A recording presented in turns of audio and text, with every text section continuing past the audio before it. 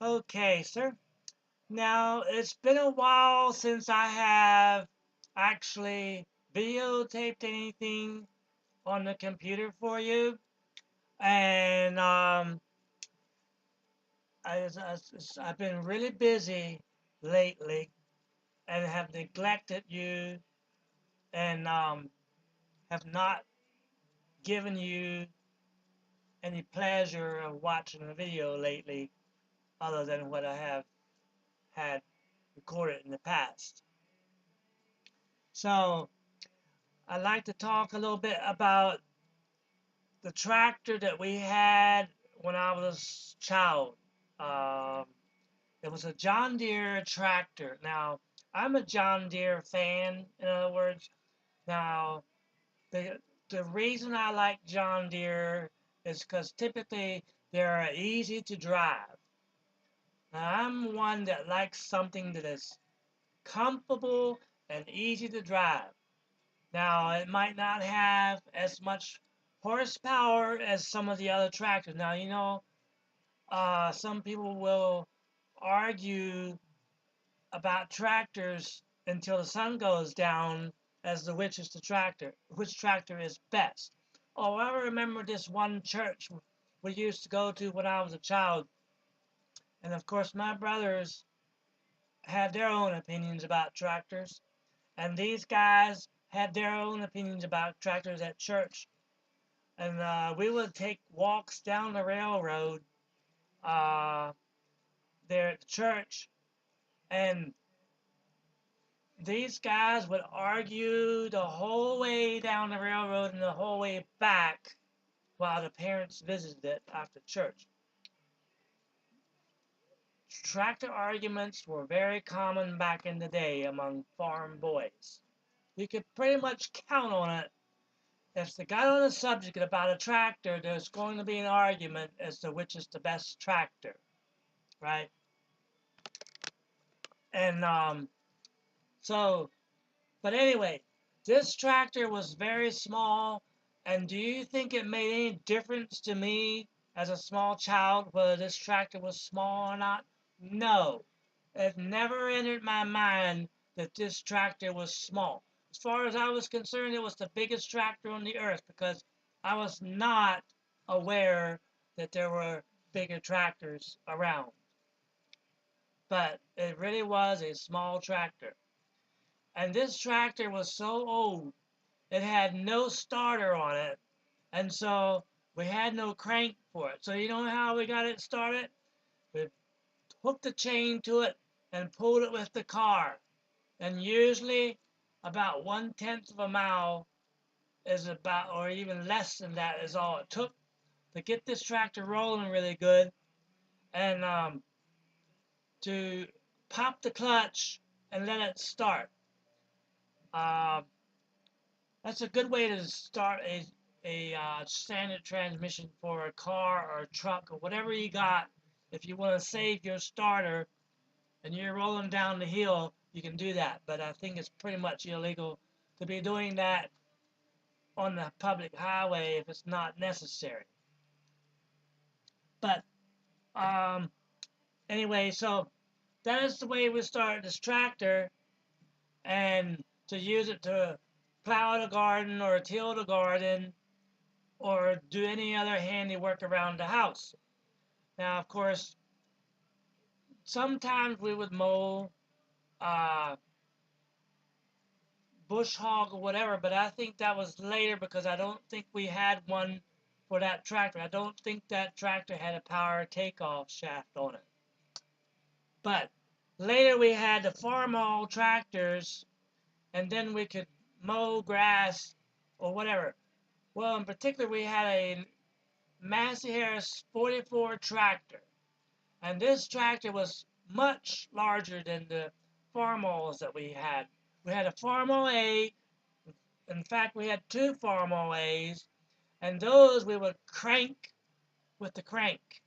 And you must make sure that you do not have your thumb over the handle, because if it backfires and jumps back, it could break your thumb. So you have to have your thumb out there like you're hitchhiking.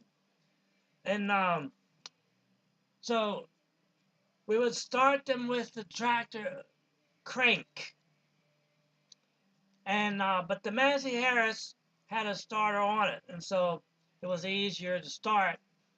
And this thing, I took it out to bush hog the field, and don't you know, I got into a bumblebee's nest and I got stung on the forehead. Well, I had learned that if you take a slice of onion, fresh onion, and tape it to your forehead on that sting, that there onion will draw out the poison out of your forehead. So that's what I did, and I did not get swelled up from the bumblebee sting. But the John Deere tractor, that was all we had at the beginning. Now, my dad had a Ford tractor earlier, but it also was in a bad shape and he couldn't use it no more. That's what his first tractor was, if I'm not mistaken. An 8N Ford tractor, and later I had the opportunity to plow with an 8N Ford tractor because my dad bought another one, and it really worked well. I liked that tractor.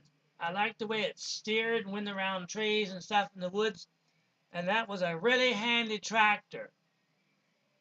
But one day my boot caught on the gear shift as I was trying to get off the tractor, and it put it in gear, and I almost got run over by the wheel because I had one foot on the ground and one foot up on the tractor, hung up in the gear shift. And so the gear shift was a floor shift. It was not up here like the John Deere's are. And so that thing caught on my boot. And I already managed uh, to get back on that tractor and get my boot loose before the wheel ran over me. That was some kind of a miracle, if you ask me. That's my opinion about it. But um, so I enjoyed the Farmall tractors and the Ford tractor, but I never did get to drive that John Deere because it wore out pretty much, and for somehow we just never did use it much anymore after we got the Farmalls, and I guess it would still run. I don't know, but anyhow, later years, my brother got a hold of it and did whatever he needed to do to it to get it going again. So he had that tractor on his farm in Pennsylvania, and then after he passed away, I guess his boys got it, and I don't know who has it now, but I guess one of his boys has it, and I'm assuming it still runs. I don't know. I haven't seen it in a long time. Maybe they don't even have it anymore. I don't know. But anyway, normally I like John Deere tractors, and the old Oliver tractor is very hard to drive. I have driven a couple of those, and they are so tough to drive. And there's nothing as far as comfort, as far as an Oliver tractor, that I know about.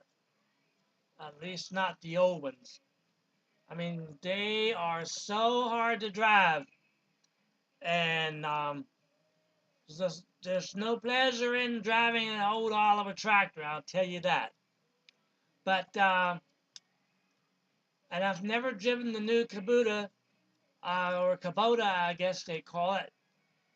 Now I've driven the white tractor. That was pretty good.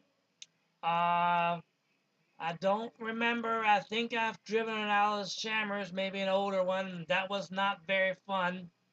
Uh, but I have driven the Massey Fergusons. That's not too bad. But I tell you what, I've had one run away down the hill for me, almost jackknife with the wagon behind me or whatever it was I was pulling. Those things have a high gear to it, a high, in other words, you can put it in a high range.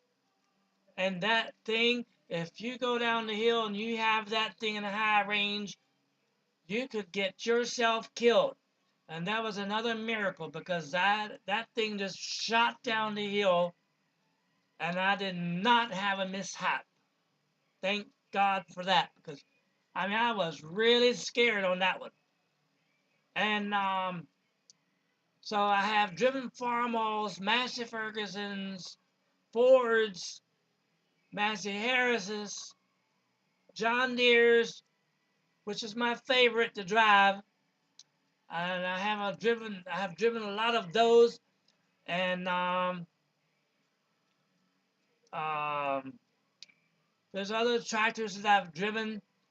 But I tell you what, I have done a lot of hay mowing, hay raking, hay baling. I've done all that. On other farms, we didn't have a whole lot of upgraded equipment when I was growing up, but we had more like horse-drawn equipment that was converted over to tractor-driven machinery. But in later years, when I worked on other people's farms, we had upgraded equipment. And I tell you what, to be out mowing hay all day long is so stressful. I mean, in a way, it's relaxing and calming, but in a way, it's not. You got the humming of the equipment and the tractor just driving you crazy all day long, putting you to sleep, and you have to really fight to stay awake. And it's not that much fun. It's boring to be out there mowing grass or raking it or baling it for hay. It's really a boring project.